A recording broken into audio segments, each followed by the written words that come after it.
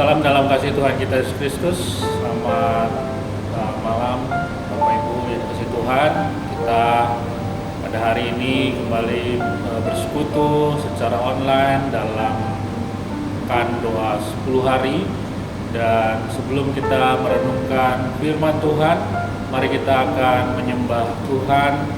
Kita menaikkan pujian, kami berkumpul Tuhan dalam hadirat-Mu. Walaupun kita berada di rumah kita masing-masing, mari kita tetap membawa hati dan pikiran kita terjun pada Tuhan untuk menyembah Tuhan. Mari kita menyembah Tuhan.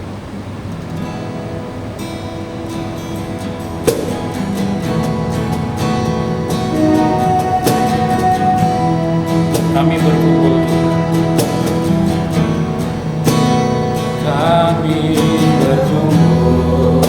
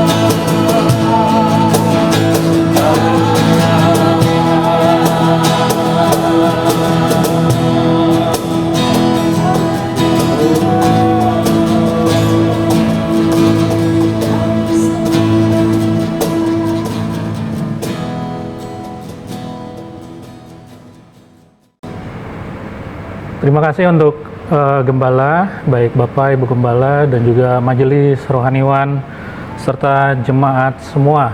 Tetap semangat bagi jemaat di rumah, dimanapun kita berada, tetap semangat dalam Tuhan. Saat ini kita akan merenungkan firman Tuhan dalam pekan doa 10 hari. Mari kita berdoa terlebih dahulu. Terima kasih Bapa untuk anugerah-Mu, kami boleh memuji menyembah Tuhan. Dan sebelum kami berdoa dalam hadirat-Mu ya Tuhan, kami hendak merenungkan sedikit bagian firman Tuhan sesuai dengan tema dalam doa 10 hari ini tentang baptisan dan karunia Roh Kudus. Kiranya Engkau memberkati setiap kami dalam merenungkan firman Tuhan ini dan boleh menjadi kekuatan dalam kehidupan kami untuk kami tetap semangat dalam menjalani hari-hari ke depan, dan kami boleh terus mengikuti doa 10 hari ini dalam hari-hari ke depan juga Tuhan. Terima kasih Bapa, dalam nama Tuhan Yesus kami berdoa. Amin. Baptisan dan karunia Roh Kudus. Kita melihat bagian yang pertama, bagian besar yang pertama berbicara tentang baptisan Roh Kudus. Nah, poin yang pertama untuk kita bisa menerima baptisan Roh Kudus atau kepenuhan Roh Kudus, ya, kita harus percaya dahulu, percaya kepada Yesus terlebih dahulu, ya. Kita harus mengalami lahir baru. Yohanes 3 ayat 5 dan 6. Jawab Yesus, aku berkata kepadamu, sesungguhnya jika seorang tidak dilahirkan dari air dan roh, ia tidak dapat masuk ke dalam kerajaan Allah. Apa yang dilahirkan dari daging adalah daging, dan apa yang dilahirkan dari roh adalah roh. Jadi yang pertama harus percaya Yesus terlebih dahulu, harus mengalami lahir baru sebelum mengalami baptisan Roh Kudus atau kepenuhan Roh Kudus. Nah, poin yang kedua adalah mengalami baptisan Roh Kudus itu melalui penumpangan tangan hamba Tuhan. Penumpangan tangan hamba Tuhan. Dalam Kisah Para Rasul 8 ayat 16 dan 17, Kisah Para Rasul 8 ayat 16 dan 17, saya akan bacakan. Sebab Roh Kudus belum turun di atas seorang pun di antara mereka, karena mereka hanya dibaptis dalam nama Tuhan Yesus. Kemudian keduanya, hamba Tuhan menumpangkan tangan di atas mereka, lalu mereka menerima Roh Kudus. Ya. Kisah Para Rasul 8 ayat 16-17 ini lewat penumpangan tangan orang-orang Samaria menerima Roh Kudus dengan cara yang sama seperti baptisan dalam Roh Kudus yang terjadi pada hari Pentakosta dalam Kisah Para Rasul 1 ayat 8 maupun 2 ayat 4. Caranya sama. Jadi mereka menerima penumpangan tangan, kemudian menerima Roh Kudus, ya, menerima kepenuhan Roh Kudus. Dua tahap pengalaman orang Samaria ini yaitu percaya dahulu, kemudian dipenuhi dengan Roh Kudus. Bapak Ibu bisa mendalami ayat ini dengan membaca satu perikop penuh supaya kita mengetahui konteksnya secara utuh, ya. Nah, jadi mereka percaya dulu, kemudian dipenuhi dengan Roh Kudus, menunjukkan bahwa pengalaman dua tahap ini harus dilalui orang percaya pada hari Pentakosta. Nah, baik pengalaman Paulus juga dalam Kisah Para Rasul 9 ayat 5-17, kita bisa membaca di rumah kita masing-masing, di mana Saulus itu ditumpangi tangan oleh Ananias juga, Bapak Ibu. Jadi ini adalah tahapan kerohanian selanjutnya.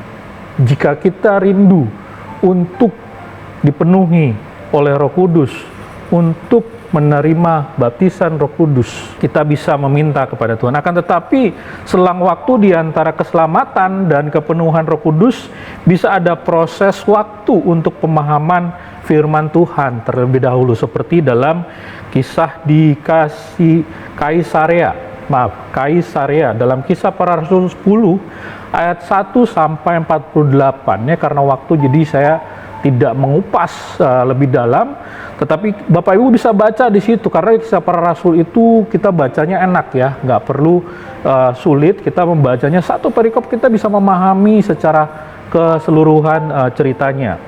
Jadi ada proses yang harus dialami di Kaisarea oleh para murid sebelum mereka berdoa dan menumpang tangan bagi orang-orang di luar daripada Israel, ya, ada pemahaman firman Tuhan.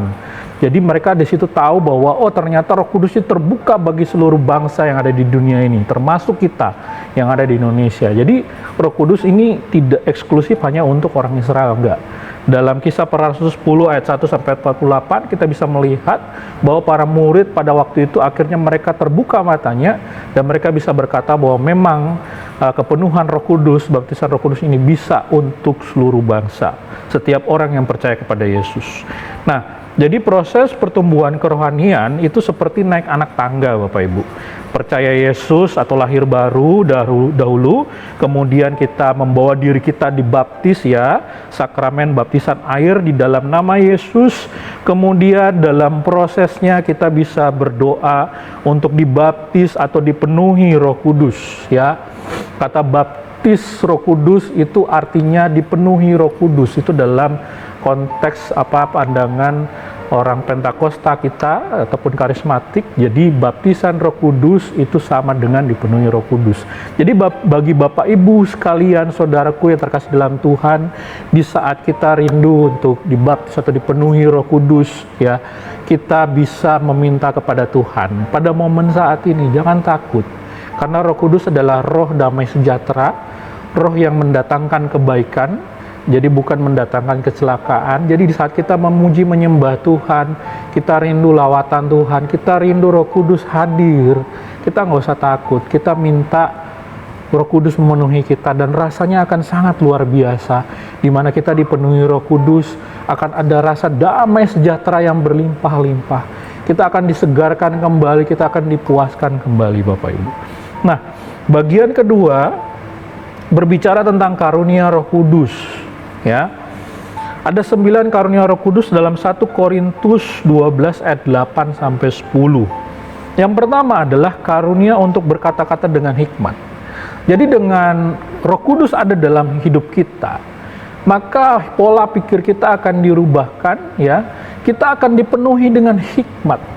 Apa yang tidak pernah kita pikirkan sebelumnya, apa yang tidak pernah kita rancangkan sebelumnya, itu ada dalam diri kita. Sepertinya kita mendapatkan pencerahan demi pencerahan. Buktinya apa? Buktinya saat kita merenungkan firman Tuhan. Ada banyak sekali bagian firman Tuhan yang memberikan rema dalam hidup kita, sehingga kita mendapatkan hikmat, sehingga kita tahu bagaimana kita bersikap dalam kehidupan kita. Ya. Yang kedua adalah karunia untuk berkata-kata dengan pengetahuan. Di saat kita memiliki hikmat daripada Tuhan, kita juga bisa memiliki pengetahuan, kita bisa berkata-kata. Tiba-tiba teman kita, saudara kita, keluarga kita akan berkata, kok kamu bisa ngomong seperti itu? Luar biasa sekali, kamu dapat ide dari mana, pencerahan dari mana? Itu adalah kata-kata pengetahuan daripada Roh Kudus. Saat kita dicerahkan oleh Tuhan, kita bisa berkata-kata dengan pengetahuan. Yang ketiga adalah karunia iman. Karunia iman itu terbukti saat apa? Saat situasi kondisi yang sulit, saat terjepit, saat susah, saat bergumul, kita tetap beriman. Itulah karunia daripada Tuhan. Karena tidak semua orang bisa memiliki karunia iman. Di saat dia terjepit, dia susah, dia bisa lari ke tempat yang lain. Dia bisa lari kepada orang pintar. Dia bisa lari kepada hal-hal yang gak benar.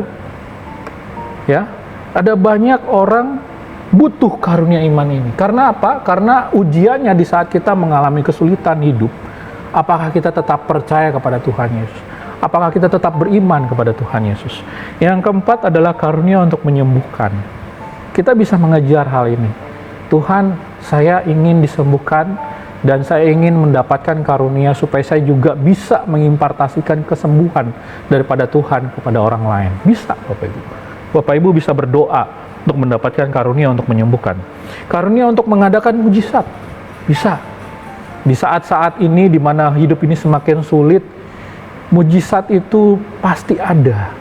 Dan kita bisa menyaksikan karunia Tuhan ini, di mana mujizat itu bisa terjadi dalam kehidupan kita, maupun kita juga bisa dipakai Tuhan untuk mengadakan mujizat bagi orang lain. Tidak ada yang mustahil bagi Tuhan. Yang keenam adalah karunia untuk bernubuat. Di saat kita lagi berdoa, kita dalam kepenuhan Roh Kudus, kita bisa berkata-kata, oh nanti ke depan akan begini, dan ternyata memang benar. Dan itu karunia nubuat daripada Tuhan. Namun harus diwaspadai, jangan sampai kebablasan.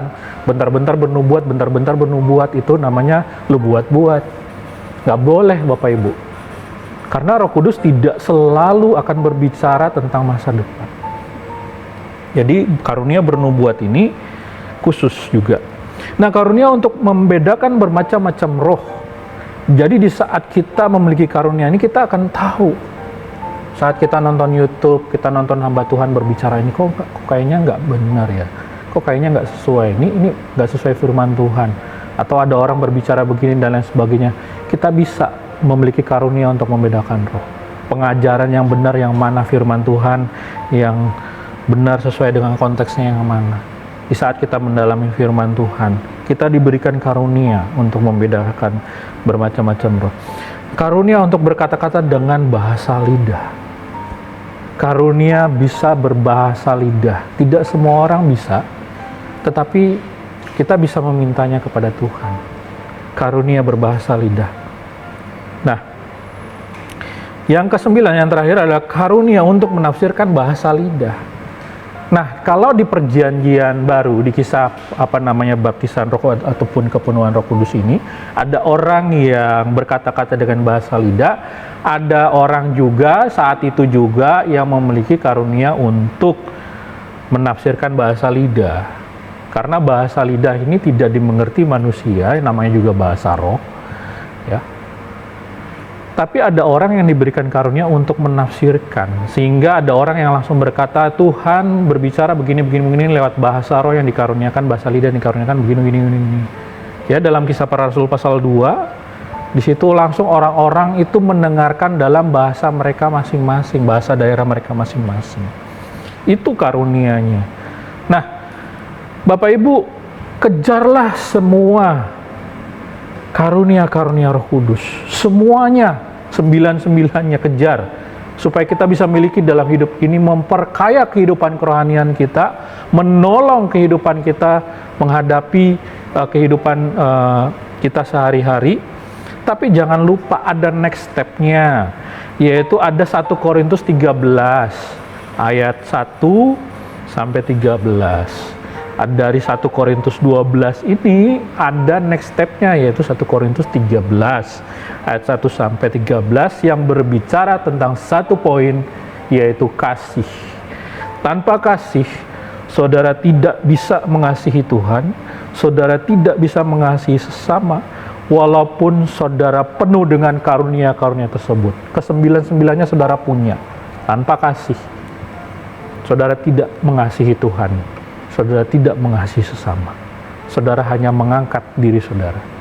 Dan ingat, kejatuhan di depan mata. Oleh karena itu, ini next step-nya, kasih.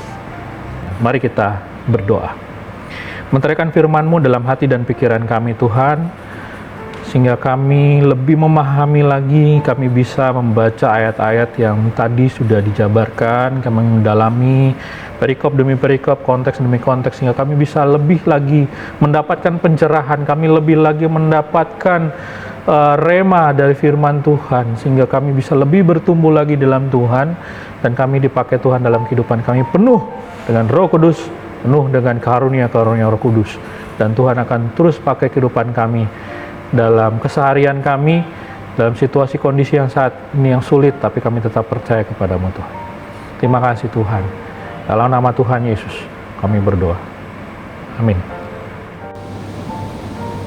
Mari Bapak Ibu kita mempersiapkan hati dan pikiran kita untuk masuk dalam doa-doa syafaat kita. Sebelumnya kita akan menyembah Tuhan. Mari kita naikkan pujian Allah Roh Kudus. Allah Roh Kudus, penuhi kami,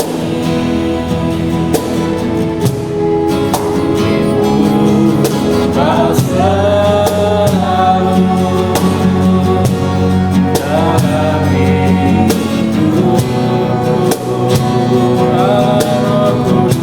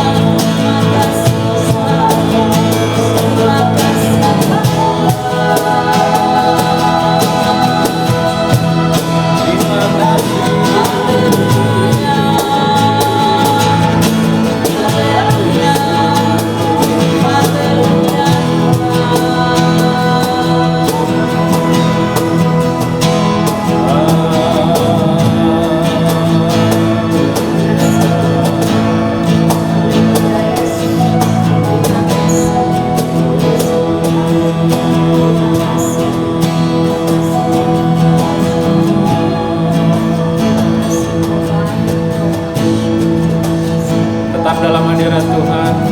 Mari kita naikkan doa-doa syafaat kita di hadapan Tuhan. Pokok-pokok doa dapat Bapak Ibu lihat di layar. Dan marilah kita berdoa sesuai dengan pokok-pokok doa yang telah disediakan. Mari kita berdoa. Haleluya.